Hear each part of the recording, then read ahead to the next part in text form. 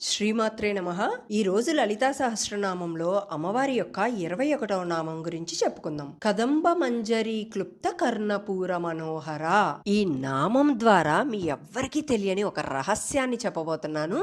చాలా జాగ్రత్తగా వినండి. ఈ యొక్క రహస్యం అమ్మవారి అనుగ్రహం త్వరగా కావాలనుకునే వాళ్ళు లేదా అమ్మవారి దర్శన భాగ్యం కోసం ఎదురు చూసేవాళ్ళు ఈ యొక్క చిన్న రహస్యాన్ని కానీ తెలుసుకున్నట్లయితే చాలా తొందరగా అమ్మవారి అనుగ్రహం దొరుకుతుందన్నమాట. అదేంటో ఇప్పుడు చూద్దాం. ఈ నామం ద్వారా ఏం చెప్తున్నారు వసిన్యాది వాగ్దేవతలంటే అమ్మవారి చెవులలో వాయుతత్వం దాగి ఉందని చెప్పారు. అంటే మన హృదయంతో పిలిచిన ఒక శబ్దం అమ్మవారి చెవుల దాకా చేరుతుంది. అలానే మనం ఎప్పుడైతే ప్రేమతో అమ్మా అని పిలిచామో అమ్మవారి యొక్క హృదయం ఉప్పొంగిపోతుందన్నమాట ఆ శబ్దానికి. అప్పుడు అమ్మవారు ఎలా అనుకుంటారు, అయ్యో నా బిడ్డ నన్ను పిలుస్తున్నాడు అని ప్రేమతో మురిసిపోతుంది. కానీ ఎవ్వరికీ తెలియని ఇంకొక రహస్యం ఏంటంటే